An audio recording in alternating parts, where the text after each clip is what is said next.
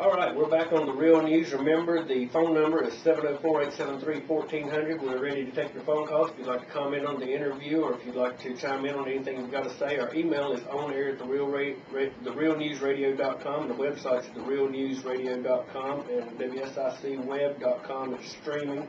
And we had our first sponsor this week, Al's Plumbing. I want to thank Al for being courageous enough to stand for the truth and free speech. Thomas Jefferson said, if a nation expects to be ignorant and free in a state of civilization, it expects what never was and never will be. We're going to go to Brian at this time with his blog. According to U.S. government figures released earlier this month, grocery prices have increased 5.1% over the past 12 months. The U.S. is experiencing the worst grocery inflation in close to 20 years. And the U.S. Department of Agriculture predicts prices will climb another 3 to 4% this year. The problem becomes more obvious when we look at individual goods. Milk, dried beans, peas, lentils up 17%, cheese up 15%, rice and pasta up 13%, bread 12%. Eggs have risen 25% since February of 2007. And a whopping 62% over the past 2 years. Wheat prices have doubled over the past year, while the U.S. stock of wheat has hit a 60-year low. So we ask ourselves, what is behind these inflationary pressures within the commodity markets? First, soaring worldwide demand. In March, the world population has reached a staggering 6.7 billion people.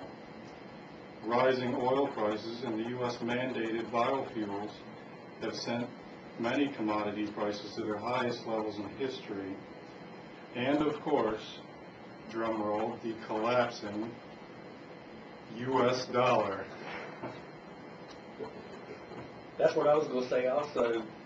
Everyone knows that everyone you talk to, when they go to the grocery store, they come out, spend $50, they got 2 little bags, they're unsure why, they know prices are going up, but if you watch your local news or the mainstream news, they don't really give you the numbers that you just give us, and that's actually staggering when you consider that it's went up that much and it's still climbing. So we're getting hit from both ends. We're getting hit by our crumbling dollar and the fact that commodity prices are skyrocketing. That's exactly right, and everyone that you talk to is just getting by. I mean, hard times is here, and we're going to be talking about it shortly. Bush's economic plan is like shooting a pea shooter at F-16. You know, it's incredible, but that's very good information that everyone needs to know.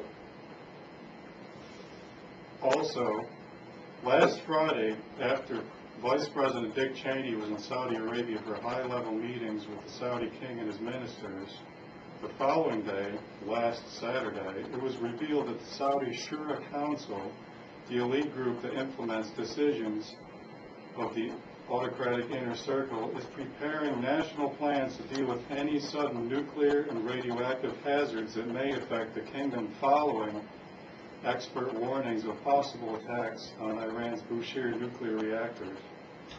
We got a phone call. Are you with us today? Okay, they're calling. So this is truly a troubling sign that the day after our Vice President leaves Saudi Arabia, that they are preparing for possible nuclear fallout conditions. Yeah, it makes you wonder what kind of message he sent them that's going to be going on in the Middle East, which, as we've speculated before, the drum has been banging for going into Iran, and we might see that before Bush leaves or sometime in the future. Well, kind of on that same note, I want to report FEMA permanently occupies Real Town for advanced terror training. Now, this is an AP report by Rich Matthews. The Federal Emergency Management Agency is spending $22 million per year on a terror training program with a real town in New Mexico, where helicopters buzz overhead in the middle of the night, mock nuclear explosions and drills, and suicide bombers are taken down by SWAT teams who pull citizens out of their homes. The AP reports that what makes the Playas, New Mexico an ideal training ground is the fact that it is a real town with real people living there. There are a number of families in the town that are totally unconnected to the training and just go about their daily lives while martial law scenarios are played out around them. Just a few years ago, it was a ghost town and abandoned after a large mining company pulled out. Today, it is a training ground for the unthinkable: nuclear attacks, invasion, and suicide bombings in the United States. We have helicopters in the middle of the night flying overhead and explosives that can take place all hours, resident Kim Vane says. It gets to be part of the background noise that just lets you know you're at home. Well, what makes this interesting to me is while our military is actively conducting martial law situations constantly in Iraq, FEMA feels the need to be practicing it in America on Americans. We got a phone call? Yeah. Talk about this government and all this stuff.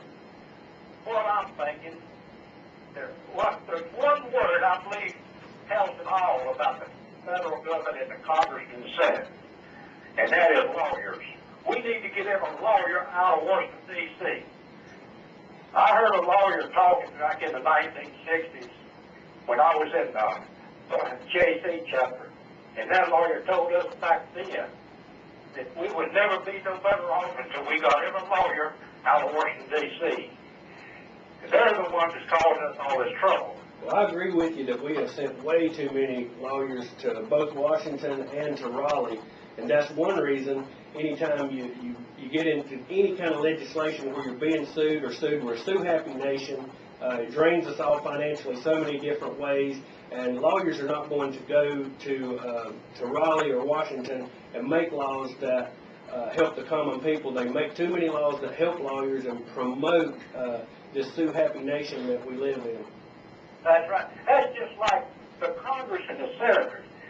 What other job can you get that you get to write your own ticket for your retirement and your health care? That's what they've done. Their own pay raises. And pay raises. In other words, when they leave Congress, they don't take one penny cut in Congress. They give that for their retirement. Plus a cost of living every year after that. And them and their spouse gets it as long as they live in 100% health care. That's got to be nice, isn't it?